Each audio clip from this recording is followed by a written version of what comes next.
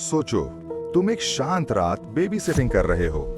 घर में अंधेरा, बच्चे सो रहे हैं और फिर एक अजीब सा पैकेज तुम्हारे दरवाजे पे आ जाता है। अंदर एक पुरानी VHS टेप, और टेप चलते ही तुम्हें समझ आता है ये कोई हॉरर मूवी नहीं, ये असली कत्ल की रिकॉर्डिंग है। Welcome to night of the reaper, जहां बेबी सिटर्स सिर्फ शिकार नहीं बल्कि शायद खेल का हिस्सा भी हो सकती हैं।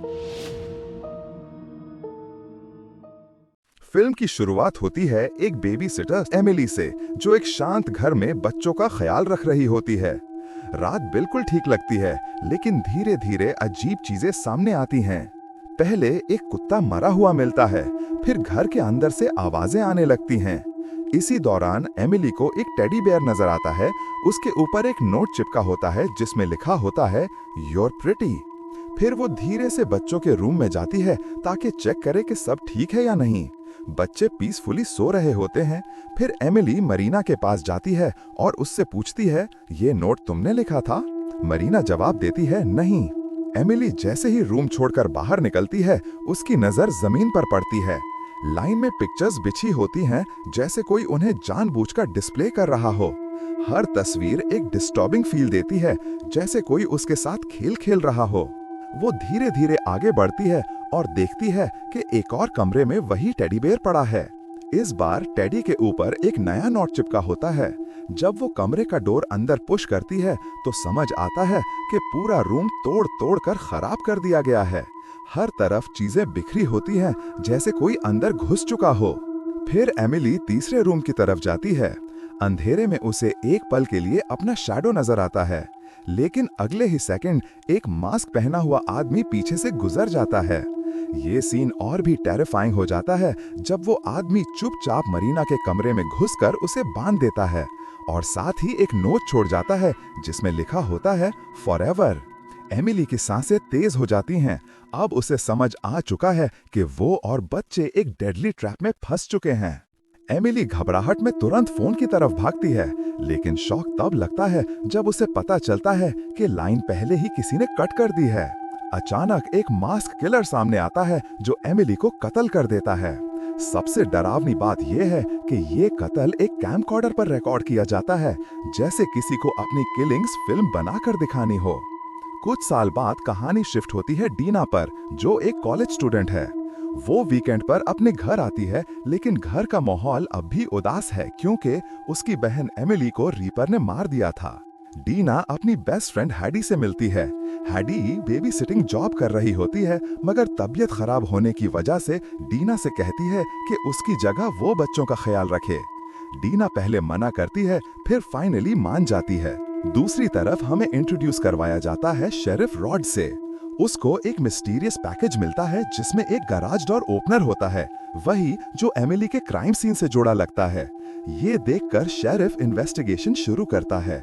थोड़ी देर में और पैकेजेस मिलते हैं जिसमें VHS टेप्स होती हैं। ये पुरानी स्नफ स्टाइल रिकॉर्डिंग्स होती हैं जहां लोगों के मर्डर्स रिकॉर्ड हुए होते हैं। हर टेप एक क्लू की तरह होता है जो शेरिफ को मजीद पजल में डाल देता है। डीना अब बेबी सिटिंग का काम शुरू करती है। पहले सब कुछ नॉर्मल लगता है, बच्चे खेलेंगे, टीवी चल रहा है और घर बिल्कुल शांत है। लेकिन धीरे धीरे चीजें अजीब होने लगती हैं। सबसे पहले डीना को घर के बाहर कुछ हल्की सी आवाज सुनाई देती है। जब वो जाकर चेक करती है तो उसे एक डेड डॉग नजर आता है जो बिल्कुल फ्रेश मरा हुआ लगता है। ये देखकर उसका दिल तेज धड़कने लगता है, लेकिन वो खुद को संभाल कर वापस घर आ जाती है।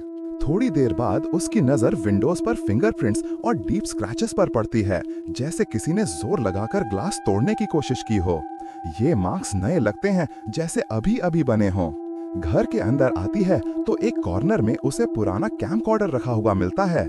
कैमकॉर्डर ऐसे ही पड़ा होता है, लेकिन उसका रिकॉर्ड बटन ब्लिंक कर रहा होता है, जैसे कोई अभी तक सब कुछ रिकॉर्ड कर रहा था। शेरिफ की इन्वेस्टिगेशन धीरे धीरे गहराती है और इसी दौरान दो नए कैरेक्टर्स सामने आते हैं जो कहानी को और कंफ्यूजिंग बना देते हैं। सबसे पहले चैड इंट्रोड्यूस होता है। ये एक यंग लड़का है जो हमेशा अपने हाथ में कैमकॉर्डर लेकर घूमता रहता है। हर जगह वो रैंडम चीजें रिकॉर्ड करता है, कभी लोगों की बातें, कभी सड़क पर खड़े घर और कभी क्राइम सीन्स के आसपास के शॉट्स। उसका ये ऑब्सेशन अननेचुरल लगता है, जैसे वो हर वक्त किसी डरावनी फिल्म का डायरेक्टर खुद को समझता हो। इस वजह से चैड की पर्सनालिटी एकदम शेडी फील देती है। दूसरी तरफ है विलिस। ये बंदा और भी ज्यादा अजीब है। उसके चेहरे का एक्सप्रेशन, उसका रवैया और उसकी हर हरकत अलग ही वाइब देती है।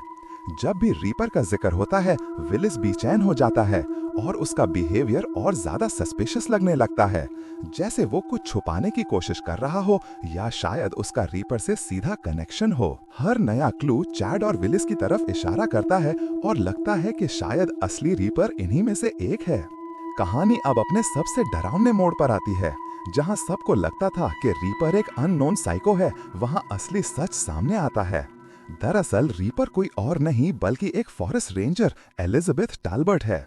ये वही मास्क पहने हुए किलिंग्स करती रही थी और अब उसकी असली शक्ल एक्सपोज हो जाती है। ये रिवील एकदम अनएक्सपेक्टेड होता है, जो ऑडियंस को हिलाकर रख देता है। लेकिन फिल्म का असली शौक अभी बाकी है, क्योंकि सिर्फ एलिजाबेथ ही नहीं, डीना खुद भी एक मास्टरमाइंड निकलती है। धीरे धीरे पता चलता है कि उसने पहले ही सब कुछ प्लान कर रखा था। हैडी को उसने ड्रग कर दिया था ताकि बेबी सिटिंग का काम उसके हाथ आ जाए। मैक्स, जो शेरिफ का बेटा है, उसको उसने चुपके से नेबर के घर भेज दिया था ताकि वो सेफ रहे और किसी को शक भी ना हो। और पुलिस को उसने जानबूझकर मिसलीड किया ताकि वो असली राज तक कभी ना पहुंचे। ये सब सुनकर समझ आता है कि डीना का मकसद सिर्फ सर्वाइवल नहीं था। उसके दिल में एक ही चीज थी, अपनी बहन एमिली की मौत का बदला लेना। उसने अपने दर्द को रिवेंज में बदल दिया था और इसी वजह से वो खुद को इस डेडली ट्रैप के बीच में लाकर खड़ा कर देती है। कहानी अब अपने फाइनल स्टेज पर पहुंचती है। डीना, एलिजाबेथ और चैड एक ही जगह टकरा जाते हैं। चैड अपना असली रंग दिखाता है। वो डीना का अकम्प्लिस निकलता है, जो हर वक्त कैमकॉर्डर के जरिए सब कुछ रिकॉर्ड कर रहा था। उसके लिए ये सब एक मैकेब्रा फिल्म प्रोजेक्ट था, एक ऐसी कहानी जो रियल ब्लड और रियल डेथ से लिखी जा रही थी। एलिजाबेथ, जो असल में रीपर है, अपना मास्क उतारकर उन दोनों को मैनिपुलेट करने की कोशिश करती है। वो डीना के दर्द को समझकर उसे अपने साइड खींचने की कोशिश करती है, मगर डीना के इरादे और भी मजबूत होते हैं। विलिस भी इस शोडाउन में आ जाता है, लेकिन उसकी प्रेजेंस ज्यादा पावरफुल नहीं होती। वो सिर्फ एक पॉन बनकर इस डेडली गेम का हिस्सा लगता है।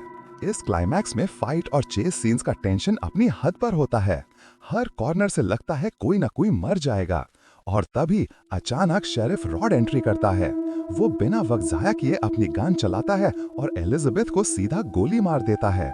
मास्क रीपर, जो इतने सालों से सबको डरा रही थी, वही खत्म हो जाती है। जब धूल बैठ जाती है और सबको लगता है कि अब सच दुनिया के सामने आएगा, फिल्म अपना लास्ट और सबसे चिलिंग ट्विस्ट दिखाती है। शेरिफ और दीना दोनों के पास एक ही ऑप्शन बचा होता है, सच को छुपाना। वो डिसाइड करते हैं कि एलिजाबेथ की मौत को कवर अप किया जाएगा। पब्लिक के लिए ये सिर्फ एक मिसिंग केस बन जाता है, जैसे वो हमेशा के लिए गायब हो गई हो। लेकिन असली सच ये था कि डीना अब सिर्फ एक विक्टिम नहीं रही।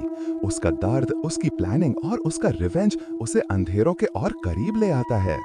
फिल्म का लास्ट शॉट एक अनसेटलिंग टोन पर होता है, जहां लगता है कि कहानी अभी खत्म नहीं हुई और शायद डीना खुद एक नए नाइटमेयर का हिस्सा बन चुकी है।